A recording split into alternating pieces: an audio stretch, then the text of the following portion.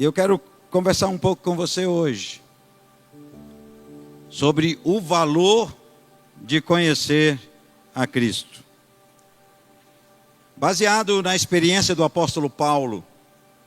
E o apóstolo Paulo escreveu o texto que nós vamos meditar em Filipenses capítulo 3, de 7 a 11. Aleluia. Ele escreveu esse texto, ele escreveu a carta de Filipe. Filipos era uma cidade importante da Macedônia, ao norte da Grécia. E ela foi construída por Filipe II. Filipe da Macedônia, conhecido pai do grande, de Alexandre o Grande. Se tornou uma cidade famosa, principalmente porque era uma estrada que conduzia muitas riquezas. E Filipos se tornou uma cidade, uma cidade de descanso. Provavelmente, na igreja em Filipos, os filipenses, não havia judeus, somente era uma igreja gentílica. E o apóstolo Paulo, nós deduzimos isso porque no livro de Filipos, na carta de Filipenses, nós não vemos nenhuma menção do Antigo Testamento. Então, é muito provável que a igreja era toda gentílica. E Paulo escreveu essa carta quando ele estava aprisionado, em prisão, debaixo de ameaça de morte. Então, o contexto histórico dessa carta é muito significante. Muitos acreditam que essa carta é a carta da alegria, porque, na verdade, é o texto que Paulo mais fala de alegria, mesmo debaixo de ameaça e de morte. Mas, para mim, a carta aos Filipenses é como viver alegre no meio do sofrimento. Como permanecer alegre em Cristo, mesmo no meio de tribulações e de sofrimento. E dessa carta aos Filipenses, saiu uma das frases mais impactantes do apóstolo Paulo. No versículo que ele declara essa verdade, versículo 7, ele diz assim: o que para mim era lucro, isso considerei perda por causa de Cristo. É dessa frase que hoje eu quero mencionar e meditar com você, falar com você que está aqui, você que nos acompanha pela internet, do valor de conhecer a Cristo. Então eu quero ler em primeiro lugar o texto com você, que está lá em Filipenses capítulo 3, do versículo 7 até o versículo 11. E eu vou ler na versão aí NVI. Contudo, o que para mim era lucro, passei a considerar como perda, por causa de Cristo. Mais do que isso, considero tudo como perda, comparada com a suprema grandeza do conhecimento de Cristo Jesus, o meu Senhor, por quem eu perdi todas as coisas. Eu as considero como esterco, para poder ganhar a Cristo. E ser encontrado nele, não tendo a minha própria justiça que procede da lei, mas a que vem por meio da fé em Cristo. A justiça que procede de Deus e se baseia na fé. Quero conhecer a Cristo. Repito, quero conhecer a Cristo. O poder da sua ressurreição e a participação nos seus sofrimentos, tornando-me como ele na sua morte, para, de alguma forma, alcançar a ressurreição dentre os mortos. Que frases importantes. E há um conceito que Paulo repete muito aqui: conhecer a Cristo. Há algumas coisas que são inegociáveis para uma igreja. Algumas coisas que são inegociáveis para um verdadeiro cristão, um discípulo de Jesus Cristo. A primeira coisa que é inegociável é a centralidade de Cristo. Cristo precisa ser o centro da nossa vida. Tudo que fazemos, falamos, sonhamos, tudo que investimos financeiramente, de energia física, de esforço físico, tudo que fazemos, quer por palavras ou quer por obras, seja para a glória dele. ele precisa estar no centro da nossa vida. Esse é o primeiro valor inegociável da igreja. Cristo precisa ser o centro. O segundo valor é fidelidade à palavra. Nós precisamos ser apaixonados pela palavra de Deus. A palavra de Deus precisa fazer parte da nossa vida. Afinal de contas, ela é lâmpada para os nossos pés e luz para o nosso caminho. Através dela, nós sabemos o que é certo e o que é errado. Nós sabemos o que vem da alma e o que vem do espírito. A fidelidade à palavra é inegociável para nós como igreja. Semana passada, sexta-feira, meu pai completou 89 anos de idade. E nós, eu e Elaine, 38 anos de casamento. Aleluia! Posso ouvir um glória a Deus? 38 anos de casamento. E o meu pai completou 89 anos. Nós fizemos uma ligação para ele e eu perguntei: e aí, pai, quantas vezes o senhor já leu a Bíblia? Ele disse: eu já li 131 vezes. E estou na 132ª leitura. A Bíblia precisa ser algo de referência para nós. Ela é o prumo que torna as coisas, que confere se aquilo que está sendo construído em nós está correto, está reto. Então a palavra de Deus, a fidelidade, é uma prioridade inegociável. Terceira coisa que é inegociável para a igreja: manter a unidade da comunhão, ou manter a comunhão. É inegociável. Nós precisamos ser um corpo, entender o corpo. Agora há pouco celebramos a ceia do Senhor, e o apóstolo Paulo diz que quem come sem discernir o corpo, come condenação para si. Nós precisamos valorizar a comunhão e mantê-la. Nós não podemos construir a unidade, mas nós podemos lutar para manter a unidade. Quem constrói essa unidade é o Espírito Santo de Deus. E quarto valor inegociável é a expectativa da volta de Cristo Jesus. Aleluia. Maranata, ora vem, Senhor Jesus. Aleluia. Jesus está voltando.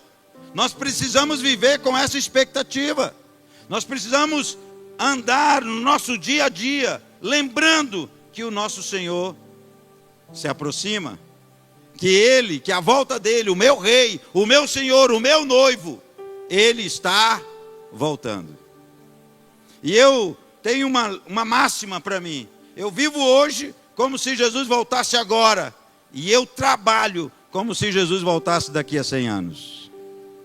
Nós precisamos viver essa expectativa. E para ajudar a viver isso, essa centralidade, nós precisamos conhecer a Cristo. Nós precisamos ter uma intimidade com Ele. E nessa carta, o apóstolo Paulo, ele afirma que tudo o que antes valorizava, agora ele considerava como perda, em comparação com o valor de conhecer a Cristo. O que é que nós poderíamos comparar com o valor de conhecer a Cristo? Mesmo toda a riqueza desse planeta, mesmo toda a riqueza do mundo, não se compararia ao valor, à importância de conhecer a Cristo. Mesmo que eu pudesse ter todos os tesouros da terra, mesmo que eu pudesse ter todas as riquezas do universo, mesmo assim, isso não seria nada comparado com o valor de conhecer a Cristo. Não há valor maior, é incomparável. Nós não podemos medir preço para comparar com o privilégio e a glória de conhecer Jesus.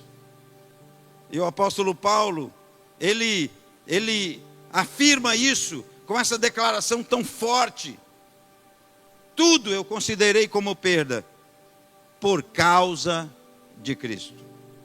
Ele enfatizava que a sua justiça não era nada, que ele cria agora na justiça, sim, pela fé em Cristo. E qual era o seu desejo? Qual era o desejo do apóstolo Paulo? O seu desejo? Conhecer o poder da ressurreição, participar do sofrimento de Cristo e de alguma maneira alcançar a ressurreição dentre os mortos. Mas o seu principal desejo, conhecer a Cristo. Não há valor comparável a isso.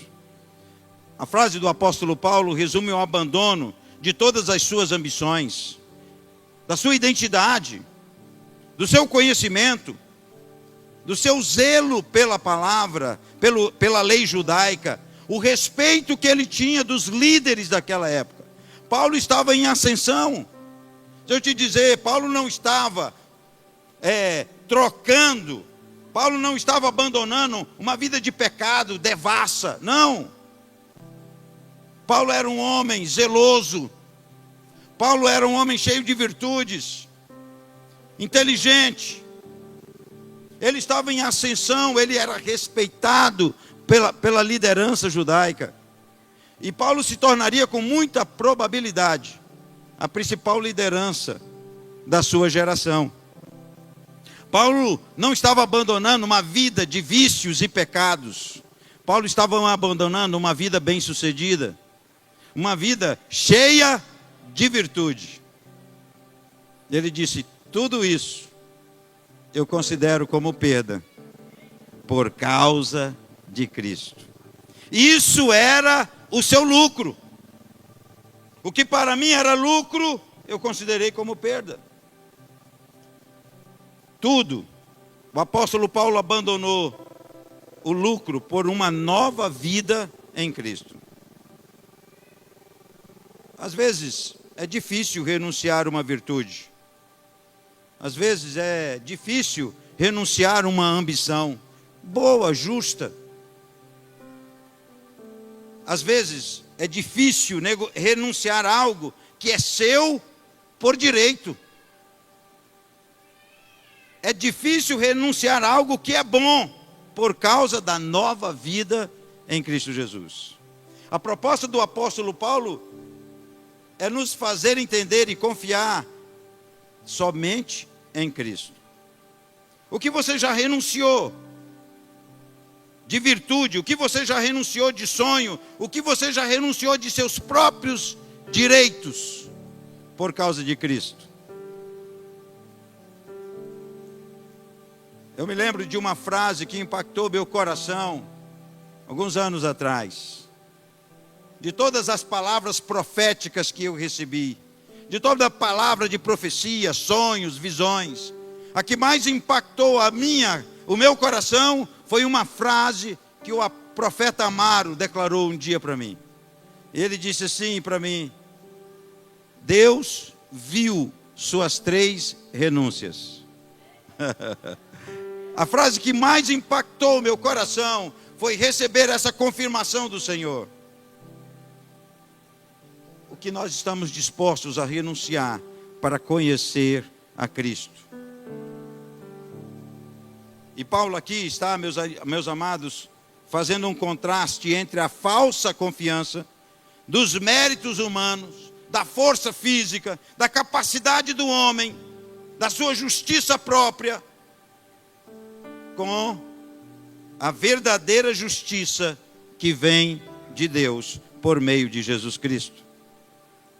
Ele quer nos influenciar a direcionar a nossa fé centrada na graça que está em Cristo Jesus. A proposta do apóstolo Paulo é que renunciemos ao que é mundano e superficial, adotando um relacionamento profundo com Cristo, uma transformação completa de valores. Sabe, quando temos um encontro com Cristo, algo extraordinário acontece. Aquele homem cheio de justiça própria, inteligente, capaz, homem justo, zeloso da lei, estava na estrada de Damasco, mas não foi um apóstolo que encontrou com ele, não foi um anjo que veio ao encontro dele, o próprio Jesus o encontrou na estrada. E depois desse encontro, Paulo cegou a sua visão para as coisas desse mundo, para os argumentos desse mundo, e ele precisou se humilhar, receber a oração de alguém, estender a mão para alguém, para conduzi-lo a uma vida extraordinária e nova, de conhecer a Jesus. O próprio Jesus se apresentou a ele, sabe? E eu acredito que esse encontro espetacular, como outros encontros registrados no Novo Testamento, que mudou os propósitos, mudou o destino, mudou a identidade, mudou o futuro, porque se encontrou com Jesus. Esse homem revela nessas frases o valor de conhecer a Cristo. O valor que é inegociável.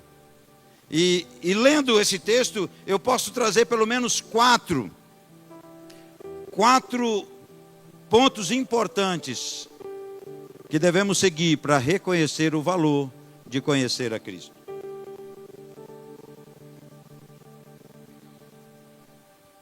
O primeiro está no versículo 7, quando o apóstolo Paulo declara essa frase impressionante: mas o que para mim era lucro, passei a considerar como perda por causa de Cristo. Paulo mostra, meus amados, que o verdadeiro ganho é Cristo. Não as conquistas, não as credenciais, não as funções. Não adianta nenhuma função, nenhum cargo, não adianta nenhum título, mesmo que seja eclesiástico, de que adianta se eu não tenho Cristo na minha vida? Ele precisa ser o centro da minha vida, não as conquistas. Paulo nos desafia a reavaliar e a considerarmos o que é importante. Quais são nossas prioridades? Quando Cristo ocupa o centro da nossa vida, nossa mentalidade e atitudes são transformadas. Nós passamos agora a refletir o caráter de Cristo. Quando Cristo ocupa o centro da nossa vida, já não somos mais nós que vivemos. Que declaração fantástica do apóstolo Paulo em Gálatas, capítulo 2, versículo 20. Um dos versículos que eu mais cito e acho mais importante. Paulo declara: eu estou crucificado com Cristo. E agora, vivo não mais eu, mas Cristo vive em mim. E essa vida que eu agora vivo nessa carne, eu a vivo pela fé no Filho de Deus, que me amou e se entregou por mim. Ele se entregou por nós, agora chegou a nossa vez de nos entregarmos por Ele. Já não sou mais eu. Então, quando Cristo ocupa o centro da nossa vida, meus irmãos, não tem como permanecermos com a mesma mentalidade e as mesmas atitudes. Elas são transformadas pelo poder da presença de Cristo. Quando Cristo está no centro, significa que nossas prioridades não são mais guiadas por nossos desejos egoístas. Não são guiadas mais por nossas ambições. Não são mais guiadas pelas opiniões dos outros. Nós somos guiados agora pelo reino de Deus. Tudo o que fazemos, nosso trabalho, nossa família, nosso ministério, tudo isso passa, mas há um propósito maior que permanece. Cristo em nós, a esperança da glória. Ele precisa ser o centro, Ele é que deve ser glorificado em todo o tempo. Jesus disse: buscai, pois, em primeiro lugar, o reino de Deus e a sua justiça. E as outras coisas nos serão acrescentadas. E se não forem, glória a Deus. Por quê? Porque o maior valor que temos é Ele, não aquilo que Ele pode nos dar. O maior valor que temos é a presença dEle. Em Filipenses, capítulo 4, versículo 13, um dos versículos também muito conhecido, pequeno, mas que na linguagem de hoje traz uma expressão muito forte. Ele disse: com a força que Cristo me dá, eu posso vencer qualquer coisa. Na linguagem de hoje, esse versículo está assim traduzido. Então, Cristo precisa ser o centro. Coloque Cristo como centro absoluto de sua vida. Reoriente suas prioridades. Cristo precisa ser o primeiro. Sabe, quando eu era pequeno, minha mãe ensinou a abotoar a camisa. Ela disse: filho, você só precisa se preocupar com o primeiro botão. Se o primeiro botão estiver na casa certa, é só descer a mão. Se Cristo estiver em primeiro lugar, não se preocupe com mais nada, é só descer. Porque Ele é a prioridade. Ele é o primeiro na nossa vida. Reoriente as suas prioridades. Segundo, o apóstolo Paulo diz no versículo 9: não tendo justiça própria que procede da lei, mas a que vem mediante a fé em Cristo Jesus. Paulo nos ensina a rejeitar a justiça baseada em nossas próprias obras. Como lutamos nós, pregadores, profetas, apóstolos, quando lutamos, como Paulo lutou com o seu orgulho. Sabe, Paulo não tinha nenhum pecado de perversão moral, mas ele lutava contra o orgulho. E como é difícil lutar contra isso. E quando nós entendemos que não é por nossa justiça, não é por nosso esforço, não é por nossa capacidade, não há nada em nós que possa nos levar ao status de merecer a salvação. Não há nada em nós, por melhor que seja, que possa nos elevar ao status de ter o privilégio de ter Cristo em nós. Não tem. Não há nada que você possa fazer que vai lhe qualificar para isso. É graça. Não é por tua força, não é por teu desempenho, não é por tua capacidade. Isso é graça. O fato de ter Ele em nós, a esperança da glória. Aonde o Criador do universo poderia escolher morar num coração como o meu, como o seu? Aonde isso era possível? Não é por mérito, não é por esforço, não é por títulos. Não, é simplesmente pela graça. A Bíblia deixa claro que ninguém pode alcançar a justiça diante de Deus por mérito próprio. Isso corrige uma possível confiança em nossos méritos próprios. Como diz o profeta Isaías, a nossa justiça é como um trapo de imundícia. Como diz o apóstolo Paulo em Romanos, ele diz: não há justo, nem sequer um.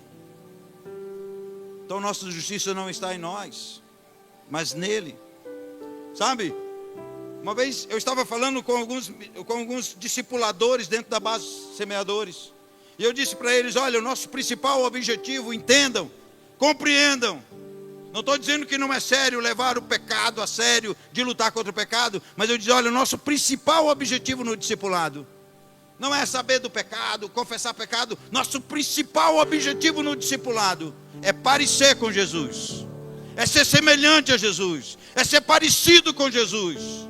Deixa eu te dizer, cada vez que você se torna mais parecido com Jesus, mais longe você está do pecado.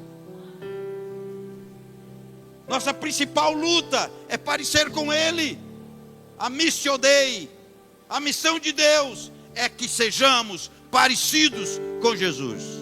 Que hoje você seja mais parecido com Jesus do que foi ontem.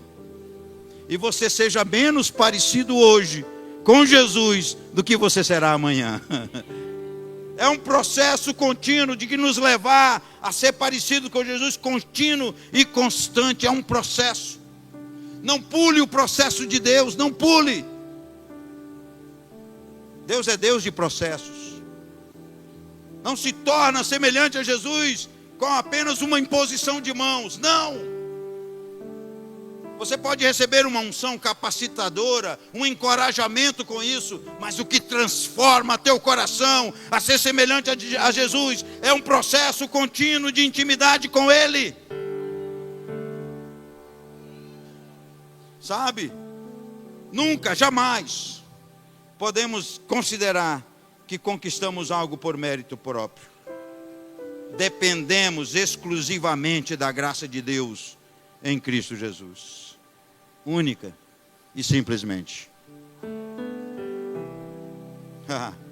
O que há em nós para que Deus de toda a glória resolvesse habitar nesse templo, nesse corpo. Cristo em mim, a esperança da glória. Reoriente suas prioridades. Coloque Cristo como primeiro. Rejeite a tua justiça própria. Receba a graça de Deus na sua vida. Terceiro, Paulo expressa o seu desejo no versículo 10. O principal desejo do apóstolo Paulo. Filipenses 3:10. Conhecer a Cristo. Quero conhecer a Cristo, o poder da sua ressurreição e a participação de seus sofrimentos. Paulo expressa o seu desejo de conhecer a Cristo profundamente, incluindo nisso o poder da ressurreição, os benefícios de uma nova vida em Cristo, as bênçãos de uma nova vida em Cristo, mas também incluindo ter comunhão em seus sofrimentos. Deixa eu te dizer, a Bíblia não promete que você não terá dificuldades. Deixa eu te dizer, a Bíblia não diz que você não terá problemas. Deixa eu te dizer, a Bíblia não diz que você não terá tribulação. Mas ela diz: tem de bom ânimo. No mundo tereis aflições, mas eu venci o mundo. Glória a Deus. Ele não promete que você será livre da tormenta, mas Ele garante que Ele estará com você no meio da tormenta. Ele não garante a você que os ventos fortes não virão contra você, mas Ele garante que Ele estará no barco com você. Ele não garante que você só vai andar em vitória, mas Ele garante que junto com você Ele vai enfrentar cada momento. Eu estarei convosco todos os dias. Que privilégio, que alegria, que segurança, saber que o meu Senhor está comigo, que Ele me sustenta. O apóstolo Paulo disse: é isso que eu quero conhecer a Cristo. Quando buscamos tantas coisas, quando queremos uma palavra profética que nos impulsione, sabe, deixa eu te dizer, não foi a cruz que tornou Cristo revelado importante, mas foi Cristo que tornou a cruz importante. A cruz não elevou Jesus ao status de ser conhecido, mas Jesus elevou a cruz a ser hoje o exemplo, o símbolo de fé que nós temos.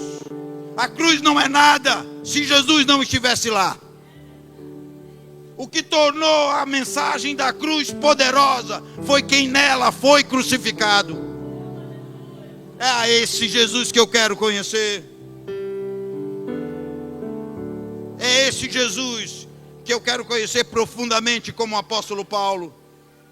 A intimidade com Cristo não é um privilégio para poucos, não, mas um chamado para todo verdadeiro discípulo de Jesus. É um chamado para mim, para você. Quanto tempo perdemos por não buscá-lo, por não ter intimidade com Ele? Quanto tempo perdemos querendo a bênção em vez do abençoador, querendo que Ele nos entregue algo, quando na verdade a maior recompensa que temos é Ele em nós. É Ele em nós. O que eu poderia considerar importante comparado com esse Cristo em mim? O que eu poderia considerar importante? Um carro, uma casa, uma grande igreja? Nada disso tem valor se Ele não for o centro da minha vida. Quanto tempo e esforço dedicamos às nossas próprias conquistas, e não renunciamos a elas por amor a Cristo. A busca dessa intimidade com Cristo Não pode ser um evento único, mas deve ser um estilo de vida. Tem que ser um processo contínuo. Sabe, Jesus poderia ter escolhido os seus discípulos no primeiro dia, quando eles andavam com ele, naquele primeiro dia, na primeira semana. Ele já poderia dizer: vocês serão meus 12 discípulos. Ele já sabia quem seriam, mas ele levou 1 ano e meio para escolher seus discípulos. Por quê? Se ele já sabia. Porque ele quis mostrar para nós que o processo é importante. Ele quis mostrar para nós que nós não podemos evitar o processo, que o processo é necessário para nós. E se você tenta pular o processo, você enfraquece o seu caráter. Quantos crentes querem o perdão sem a disciplina? Quantos crentes querem um perdão sem sofrer o dano da disciplina? Não é uma punição. Punição é quando eu quero castigar alguém. Disciplina é quando eu quero tornar essa pessoa madura. A disciplina, o propósito de uma punição, o propósito de um castigo é apenas punir uma pessoa. Mas o propósito da disciplina é levar ela à maturidade. O antes e o depois da disciplina. Não podemos evitar isso nesse processo de conhecer a Cristo. Sim, oração, palavra, santidade, comunhão, adoração são pilares fundamentais no nosso relacionamento. Mas Cristo é o centro. Cristo é o centro. O desejo do apóstolo Paulo é que possamos ir além de uma fé superficial, de uma experiência, de um momento apenas, para uma intimidade. Não quero uma fé superficial. Eu quero uma fé que me desafia a dar um salto no escuro. Eu quero uma fé para crer naquilo que eu não posso ver. Eu quero uma fé para acreditar naquilo que não há nenhuma esperança de receber. Eu quero uma fé que esteja baseada em Cristo, ao ponto de entender que toda a recompensa que eu posso receber dele, a mais importante é ele mesmo. Um dia eu estava meditando sobre Mateus capítulo 7, Mateus 6, entra no teu quarto. E aí, a recompensa, qual é a recompensa de entrar no teu quarto em secreto? A recompensa é Cristo. A recompensa é Cristo. Por último, valorize a ressurreição. Paulo aponta para a ressurreição como objetivo final, uma esperança eterna. Aqui Paulo é escatológico, sim, de propósito. O que ele deseja? Que estejamos preparados para a volta do Senhor. Proporcionar uma esperança e uma perspectiva escatológica para que possamos perseverar na fé. Viver hoje como se Jesus voltasse agora, mas trabalhar como se ele voltasse daqui a 100 anos. Nessa tarde, já entrando na noite, eu quero convidá-lo a reorganizar, reorientar suas prioridades, transformando seus valores. Somos chamados a abandonar tudo o que antes valorizávamos, riquezas, status, justiça própria, e considerar tudo isso como lixo em comparação ao tesouro que temos em Cristo Jesus. Segunda coisa que quero desafiar a você nessa noite, tarde, é que você confie totalmente em Deus. Uma justiça que vem pela fé e não pelo mérito. Quero desafiá-lo nessa tarde e noite, que você decida imitar a Cristo, ser parecido com Jesus, se identificar com Ele, nas suas renúncias, seu sofrimento, mas também na sua vitória, porque na sua ressurreição, Ele venceu a morte. E eu quero desafiar a você a aguardar com expectativa a volta de Cristo, o seu encontro com o seu noivo, com o seu Senhor. Ele se aproxima. Precisamos estar preparados.